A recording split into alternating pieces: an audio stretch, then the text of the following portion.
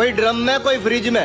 अब कोई मेघालय में मारा गया, एक बहन का भाई, एक भाभी का देवर, माँ बाप के बुढ़ापे का सहारा गया। सबने कहा तुम्हारी सोच छोटी है, किसी ने नहीं कहा कि अपना बदन छुपा लो। बेटी बहुत बचा ली तुमने, अब थोड़े बेटे भी बचा लो। किताबें थमाई दिन के हाथों में और ये गुलछर्रे उड़ावे। पति कहाँ से पसंद आएगा इन्हें जब इनके छोटी उम्र में ही ठोक लग जावे। बड़ी हो की इज्जत न गिरा दे, इस वजह से लोग इन्हें कोक में ही दफनाते थे। अब धीरे धीरे मेरी समझ में आ रही है बात, पहले लोग बाल विवाह क्यों करवाते थे।